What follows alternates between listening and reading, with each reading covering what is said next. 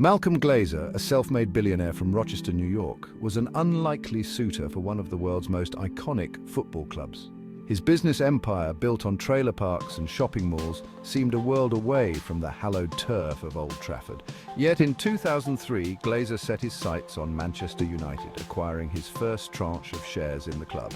This initial purchase, a seemingly innocuous 2.9% stake, would prove to be the first move in a calculated and ultimately successful takeover bid. Glazer's interest in Manchester United was driven by the club's global brand value and its untapped commercial potential. He recognized the opportunity to leverage the club's passionate fan base and global reach to generate significant revenue streams. The Glazer family's foray into English football was met with a mixture of curiosity and apprehension. Manchester United, steeped in tradition and renowned for its attacking football, seemed an incongruous fit for an American businessman known for his ruthless business acumen. The club's fans, accustomed to success under the long reign of Sir Alex Ferguson, viewed Glazer's arrival with a mixture of suspicion and trepidation. The Glazer family's reputation for leveraging debt to finance their acquisitions preceded them, and concerns about the potential impact on Manchester United's financial stability were rife. Manchester United, at the time, was riding high on the crest of a wave of success. Under the astute management of Sir Alex Ferguson, the club had dominated English football for over a decade, amassing a trophy cabinet brimming with silverware. The club was not only a sporting powerhouse, but also a financial juggernaut, boasting a global fan base and lucrative sponsorship deals. The Glazers' interest, however, threatened to disrupt the delicate balance between sporting success and financial prudence that had become synonymous with Manchester United. The Glazers' interest in Manchester United was not solely driven by a love of the beautiful game. The club's global brand value and its untapped commercial potential represented a lucrative investment opportunity. The Glazers, known for their shrewd business dealings, recognized the potential to leverage the club's passionate fan base and global reach to generate significant revenue streams. However, their approach, characterized by a reliance on debt financing and aggressive commercialization, would soon put them at odds with a significant portion of the club's fan base. Over the next 2 years, Glazer steadily increased his stake in Manchester United, making a series of strategic share purchases. His tactics were both patient and calculated, gradually tightening his grip on the club. By April 2005, the Glazer family had amassed a 28.7% stake in Manchester United, enough to trigger a mandatory takeover bid under UK regulations. The board of directors at Manchester United, initially resistant to Glazer's advances, now faced a critical juncture.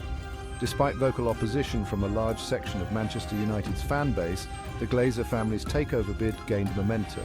The Glazers' strategy involved courting key shareholders, including Irish racing tycoons J.P. McManus and John Magnier, who held a significant stake in the club. By securing their support, the Glazers effectively neutralized any significant opposition to their bid from within the club's hierarchy. The Glazers' takeover of Manchester United was a watershed moment in the history of English football, marking the beginning of a new era of foreign ownership and financialization in the game. The Glazers' successful acquisition of Manchester United was met with a mixture of resignation and anger by the club's fans. Many felt betrayed by the board's decision to accept the Glazers' offer, viewing it as a cynical act of profiteering that prioritized financial gain over the club's traditions and the fans' interests. The Glazers' leveraged buyout, which saddled the club with significant debt, further fueled fan unrest. The stage was set for a protracted battle between the club's new owners and a fan base determined to protect the club's identity and heritage. The Glazers' takeover of Manchester United was not merely a change in ownership, but a seismic shift in the club's power dynamics. The Glazers, with their background in American sports franchises, brought with them a different approach to club ownership, one that prioritized commercial exploitation and revenue generation. This approach, while common in American sports, was viewed with suspicion and distrust by many Manchester United fans who feared that the club's soul was being sold to the highest bidder. The Glazers' takeover of Manchester United was heavily reliant on borrowed money. They secured a £525 million loan from a consortium of banks, using the club's assets and future earnings as collateral. This highly leveraged financing structure, while common in private equity takeovers, was unprecedented in the world of football. The Glazers' strategy, dubbed the leveraged buyout, was a high-stakes gamble that relied on Manchester United's continued on-field success and commercial growth to generate the revenue needed to service the debt. The Glazers' use of debt financing to fund their takeover of Manchester United was met with widespread condemnation from fans and football finance experts alike. Critics argued that the Glazers were saddling the club with an unsustainable level of debt, potentially jeopardizing its long-term financial stability.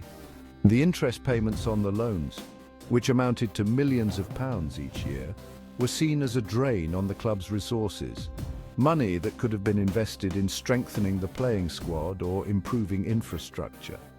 The Glazers' financial maneuvering had immediate and far-reaching consequences for Manchester United. The club, which had been debt-free prior to the takeover, was now saddled with a massive debt burden. The interest payments on the loans placed a significant strain on the club's finances, limiting its ability to compete for top players in the transfer market.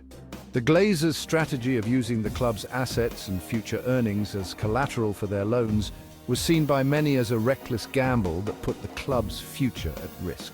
The Glazers' takeover of Manchester United marked a turning point in the financialization of English football.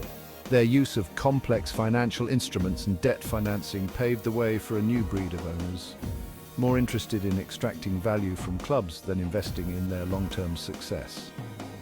The Glazers' legacy, in many ways, is the transformation of Manchester United from a community-based club into a global brand, a process driven by financial imperatives rather than sporting ambition. The Glazers' takeover bid ignited a firestorm of protest from Manchester United fans. Thousands took to the streets, demonstrating their anger and opposition to the leveraged buyout. The fans' concerns were multifaceted. They feared the club would be burdened with debt, that ticket prices would soar, and that the Glazers, with their background in American sports, would prioritize profits over the club's traditions and sporting heritage. The Glazers' arrival was seen as a threat to the very soul of Manchester United. The Glazers, accustomed to the more passive fan culture in American sports, seemed genuinely taken aback by the ferocity of the backlash.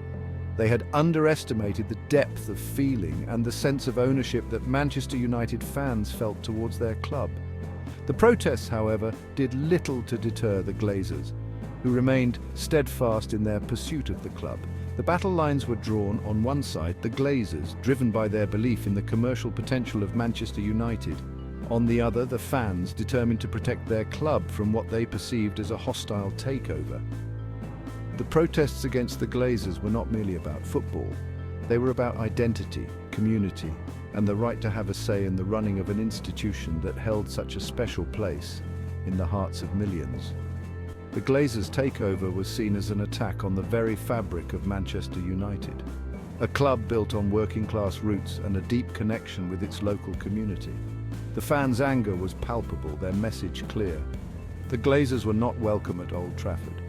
The Glazers' arrival heralded a new era of fan activism at Manchester United. Supporters groups such as Shareholders United, later renamed the Manchester United Supporters Trust, mobilized opposition to the takeover, organizing protests, petitions, and media campaigns. The Glazers' takeover galvanized a generation of fans, politicizing them and instilling in them a deep-seated distrust of the club's owners. The battle for the soul of Manchester United had begun.